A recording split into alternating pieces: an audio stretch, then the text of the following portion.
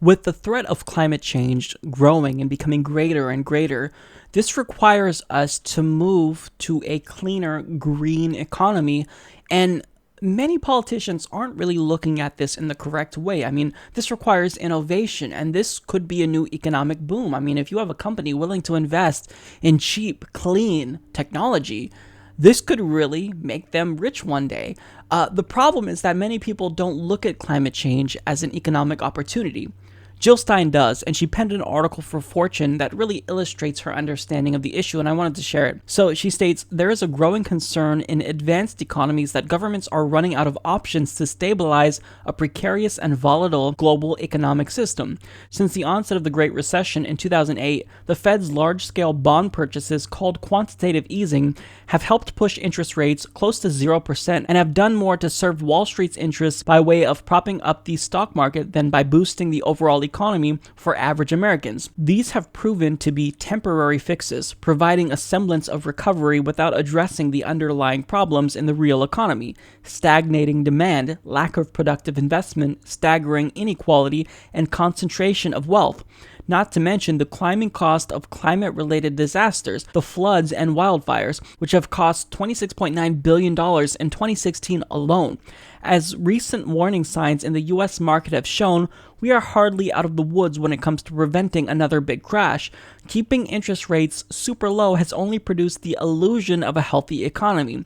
Without sound fiscal policies targeted to help ordinary Americans, economic growth will stagnate. Lasting economic recovery means going back to the basics: making things, buying things, and shoring up loyal communities and small businesses, which have always been the economic bedrock of our nation. It's time to stop throwing good money after bad and address both economic and climate crises head-on by investing in the sectors most primed for innovation and growth: clean energy, eco-friendly infrastructure, sustainable food systems, public transit, and more, which also happen to be the tools we need for planetary survival. I believe the US economy needs a Green New Deal, an ambitious yet secure economic and environmental program that will revive the economy, turn the tide on climate change, and make wars for oil obsolete, allowing us to cut our bloated, dangerous military budget in half, building on the concept of Franklin D. Roosevelt's New Deal.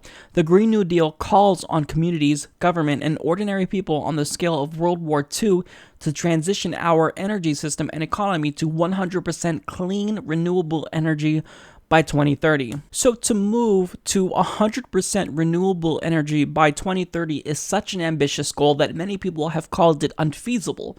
But regardless if it's unfeasible right now or not, we have to try to move towards it. This all kind of stems from government investments. If they don't invest in green technology, then we are not going to be able to fight climate change. Right now, we're currently subsidizing big oil. Now, we can't reverse climate change. All we can do is try to mitigate it and adapt to it.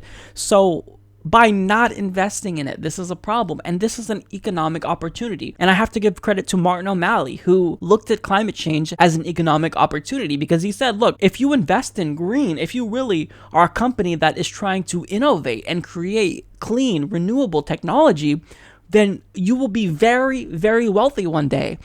And not very many politicians understand this. Why is that? Well, you have to follow the money. If you're getting bankrolled by big oil and then turning around and subsidizing big oil, well, then it's going to be just this complete cycle, because these big oil companies like Exxon and whatnot and Chevron, they're going to have an incentive to donate and buy off politicians because this is an investment that's lucrative for them. They end up getting these subsidies that are profitable to them. So Jill Stein, I think that her Green New Deal is honestly the main reason why I'm supporting her. I mean, I like Jill Stein because of a lot of different policies, but just her advocacy for real climate change mitigation. I mean, by showing that fighting climate change can be profitable, that could have a domino effect throughout the world, and other countries might follow our lead. So it's really important to have a leader that's strong on climate change.